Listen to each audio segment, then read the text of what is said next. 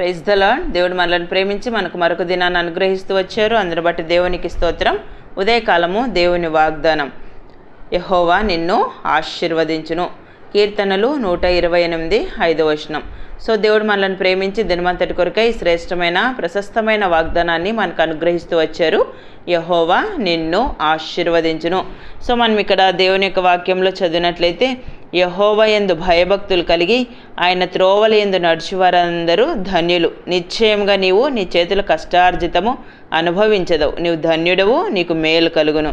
So మనము 5వ వచనంలో చదివినట్లయితే, సియోనులో నుండి యెహోవా నిన్ను ఆశీర్వదించును అని రాయబడింది. 4వ వచనం అయితే, యెహోవా యందు భయభక్తులు గలవాడు ఈలాగు ఆశీర్వదింపబడును. ఎప్పుడైతే మనం దేవుని యందు భయభక్తులు కలిగి ఉంటామో, ఆయన త్రోవల యందు మనం నడుచుకోవటానికి మనం ఇష్టపడతామో, సో దేవుడు నిశ్చయముగా ఇక్కడ వాక్యంలో సెలవిచ్చారనమాట. మన చేతుల కష్టార్జితం మనం అనుభవిస్తాము, దేవుడు ధన్యులుగా చేస్తాడు, మనకు మేలు కలుగునట్లుగా దేవుడు మనం చేసేటువంటి దేవుడు అనమాట.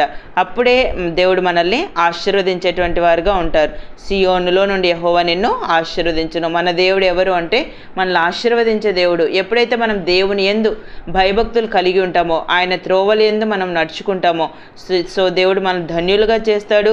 అంతేకాదు మన చేతుల కష్టార్జితం మనం అనుభవించేటట్లుగా, మనకు మేలు కలుగునట్లుగా సో దేవుడు మనల్ని ఆశీర్వదించే వారుగా ఉంటారు అనమాట. అందుకే ఇక్కడ మనం 4వ వచనంలో చదివితే, యెహోవా యందు భయభక్తులు గలవాడు ఈలాగు ఆశీర్వదింపబడును. దేవుని యందు మనం భయభక్తులు కలిగి ఉన్నప్పుడు దేవుడు మనల్ని ఆశీర్వదించేవారుగా ఉంటారు అనమాట.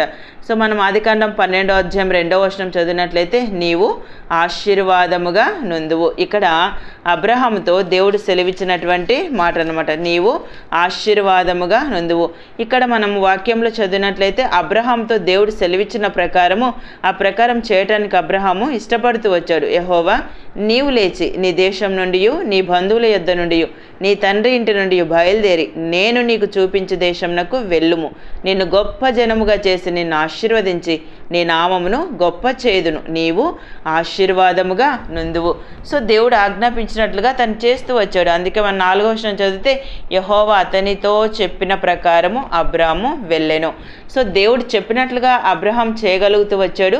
అనేకమైన ప్రతికూలమైన సమస్యలు తను ఎదుర్కొన్నప్పటికీ ఆ పరిస్థితుల్లో కూడా దేవుడు తనకు మేలు చేసినట్లుగా మనం వాక్యంలో చదువుతాం. మనం తిరిగి ఆదికాండం 24వ అధ్యాయం 1వ వచనానికి వచ్చేసరికి, దేవుడు అబ్రహామును అన్ని విషయములలో ఆశీర్వదించను అన్నమాట మనం చదువుతాం. ఎప్పుడు దేవుడు మనల్ని అన్ని విషయాల్లో ఆశీర్వదిస్తాడు అని అంటే, దేవుని యందు మనం భయభక్తులు కలిగి ఉంటూ వచ్చినప్పుడు, దేవుడు చెప్పినట్లుగా మనం చేయగలుగుతూ వచ్చినప్పుడు, సో దేవుడు మనల్ని ఆశీర్వదిస్తాడు. మనలో అంటే నీవు ఆశీర్వాదంగా అనేకులకు నీవు ఉంటావు. సో అబ్రహాం యొక్క జీవితాన్ని బట్టి తను ఎక్కడికి వెళ్ళినప్పటికీ, సో అబ్రహాము దేవుని వలన ఆశీర్వదింపబడినట్లుగా, అబ్రహాం యొక్క ఆశీర్వాదం ఇస్సాకు తర్వాత యాకోబులు పొందినట్లుగా కూడా మనం చదువుతాం దేవుని యొక్క వాక్యంలో. సో మనం ఆశీర్వదించబడాలి అని అంటే యెహోవా యందు మన భయభక్తులు కలిగి ఉండాలి. దేవుడు చెప్పినట్లుగా మనం చేయగలుగుతూ వచ్చినప్పుడు దేవుడు అబ్రహామును ఆశీర్వదించిన రీతిగా మనల్ని కూడా ఆశీర్వదించేవారుగా ఉంటారు అనమాట. ద్వితీయోపదేశకాండం 1వ అధ్యాయం 11వ వచనం చదివితే, మిమ్మును ఆశీర్వదించును గాక. సో ఈ మాటలు మోషే ఇశ్రాయేలీలందరితో కూడా చెప్పిన మాటలు ఇవే అన్నమాట. ఇక్కడ మనం వాక్యంలో చదివినట్లయితే రాయబడుతూ వచ్చింది, తాను మీతో చెప్పినట్లు మిమ్మును ఆశీర్వదించును గాక. ఇంకా మీ పితరుల దేవుడైన యెహోవా మీ జనసంఖ్యను 1000 రెట్లు ఎక్కువ చేసి తాను మీతో చెప్పినట్లు మిమ్మును ఆశీర్వదించును గాక. దేవుడు ఏదైతే చెప్తూ వస్తాడో అది దాన్ని నెరవేరుస్తాడని మోషే మరొకసారి ఇశ్రాయేల్ ప్రజలకి గుర్తు చేస్తూ వచ్చాడు అనమాట. ఎప్పుడైతే మనం దేవుని యందు భయభక్తులు కలిగి ఉంటూ వచ్చినప్పుడు, దేవుడు మన జీవితంలో చేసిన వాగ్దానాలు ఏవైనా సరే సో వాటిని నెరవేర్చేటువంటి వారుగా ఉంటారు. సో మనం దేవుని యందు విశ్వాసం ఉంచి ఆయన చెప్పినట్లుగా మనం చేస్తూ వచ్చినప్పుడు, సో ఇశ్రాయేల్ ప్రజల జీవితంలో తాను అయితే వారి తర్వాత వారి సంతానంనకును ఇచ్చేదనని నేను ప్రమాణం చేసిన దేశంను స్వాధీనపరుచుకొనుడని. సో వాళ్ళకి స్వాధీనం చేస్తానని దేవుడు సెలవిచ్చాడు. ఆ ప్రకారమే చేయడానికి దేవుడు ఇష్టపడుతూ వచ్చాడు అనమాట. సో మన జీవితంలో కూడా ఆ విధంగా ఉంటూ వచ్చినప్పుడు దేవుడు మనల్ని ఆశీర్వదిస్తాడు. యెహోవా నిన్ను ఆశీర్వదించును. అంతేకాదు నీవు ఆశీర్వాదంగా ఉందువు, మిమ్మును ఆశీర్వదించును గాక. సో దేవుడు మనతో చెప్పినట్లుగా మనల్ని ఆశీర్వదించేటువంటి దేవుడు అనమాట. ఇంకా మనం ఊహించిన దానికంటే అధికమైన మేలు మన జీవితంలో అనుగ్రహిస్తాడు. ఎప్పుడు దేవుడు ఆశీర్వదిస్తాడు అంటే దేవుని యందు మనం భయభక్తులు కలిగి ఉంటూ వచ్చినప్పుడు, ఆయన త్రోవల యందు ఆయన ఆజ్ఞ ప్రకారం మనం నడుస్తూ వచ్చినప్పుడు. సో అబ్రహాము దేవుడు చెప్పినట్లుగా తను చేస్తూ వచ్చాడు. అంటే యెహోవా తాను చెప్పిన ప్రకారం తను చేసినట్లుగా మనం ఆదికాండం 12:4 చదవగలం. సో దేవుని మాట ప్రకారం మనం చేయగలిగినట్లయితే దేవుడు మనల్ని ఎంత ఎక్కలేనంత ఎత్తైన స్థలాల్లో దేవుడు మనల్ని ఆశీర్వదిస్తాడు. ఆ విధంగా మనల్ని గొప్ప చేసేటువంటి వారుగా ఉండగలరనమాట. ఉదయకాలం నేను ఎప్పుడు ఆశీర్వదింపబడతాను, దేవుని యొక్క ఆశీర్వాదం నా జీవితంలో నేను ఎప్పుడు పొందగలనని ఆలోచిస్తున్నావేమో. నువ్వు ఎంత కష్టం చేసినా నీ కష్టార్జితం చినిగిన సంచిలో వేసినట్టుగా ఉండి, సో దీనివల్ల నాకు ఆశీర్వాదం లేదని బాధపడుతున్నావేమో. కొన్నిసార్లు మనం ఎంతైనా సంపాదిస్తాం, కానీ నెమ్మది లేని జీవితాన్ని మనం అనుభవిస్తూ ఉంటాం ఉదయకాలం.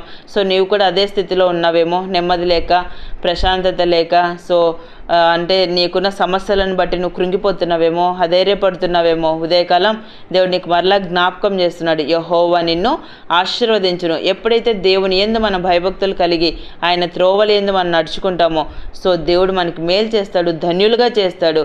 అంతేకాదు యెహోవా యందు భయభక్తులు గలవాడి ఈ విధంగా ఆశీర్వదింపబడును అని మన వాక్యంలో చదువుతాం. దేవుని యందు మనం భయభక్తులు కలిగి ఉంటూ వచ్చినప్పుడు మనకి ఎన్ని ప్రతికూలమైన సమస్యలు ఉన్నా అబ్రహాము దేవుడు చెప్పినట్లుగానే వెళ్తూ వచ్చాడు. సో ప్రతి చోట తను వెళ్ళిన చోట అనేకమైన పరిస్థితులు తను ఫేస్ చేస్తూ వచ్చాడు, కానీ దేవుడు వదిలిపెట్టలేదు, అబ్రహాముని ఆశీర్వదిస్తూ వచ్చాడు. సో మనల్ని కూడా అనేకమైన సమస్యలు గుండా ఉదయకాలం, అవి ఆర్థిక ఇబ్బందులు ఉండొచ్చు, కష్టమై ఉండొచ్చు, అనారోగ్యమై ఉండొచ్చు, ఇబ్బందుల పరిస్థితులు గుండా వెళ్తుండొచ్చు. కొన్నిసార్లు అనరాని మాటలు అంటూ నిన్ను నిందిస్తూ, హేళన చేస్తూ, అపహసిస్తూ ఉన్నారేమో. సో అలాంటి మాటలను బట్టి నా జీవితం అంతా ఇలాంటి మాటలతోనే గడిచిపోతుందని ఉదయకాలం నువ్వు బాధపడుతున్నావేమో. లేదు, దేవుడు నీకు కొత్త జీవితాన్ని, అంటే ఆశీర్వాదకరమైన జీవితాన్ని దేవునికి ప్రసాదిస్తాడు. మోషే ఇశ్రాయేల్ ప్రజలందరితో చెప్పాడు, తాను చెప్పినట్లు మిమ్మును ఆశీర్వదించును గాక. సో దేవుడు మనతో చెప్పినట్లుగా, దేవుడు మనకు ఆజ్ఞాపించిన రీతిగా మనల్ని ఆశీర్వదించేటువంటి దేవుడు అనమాట. అబ్రహాం పొందిన ఈ గొప్ప ఆశీర్వాదం మన జీవితంలో మనమును పొందినట్లుగా దేవుడు మనకు సహాయం చేయను గాక. ప్రార్థన చేసుకుందాం. ప్రేమైన తండ్రి, మీకు వందనాలు యేసయ్య. మమ్మల్ని ప్రేమించి మాకు అనుగ్రహించిన ఈ శ్రేష్టమైన వాగ్దానాన్ని బట్టి స్తుతిస్తున్నాను ప్రభా. యెహోవా నిన్ను ఆశీర్వదించును అని సెలవిచ్చారు. ఉదయకాలం నిత్య జీవపు మాటలు వింటున్న మీ ప్రజలందరినీ కూడా జ్ఞాపకం చేసుకునండి. మీ యొక్క ఆశీర్వాదం ప్రభా మీ ప్రజలకు అనుగ్రహించి సహాయపడుతూ రావాల్సిందిగా కోరుతూ యేసు ప్రభు నామమున ప్రార్థిస్తున్నాను తండ్రి, ఆమెన్.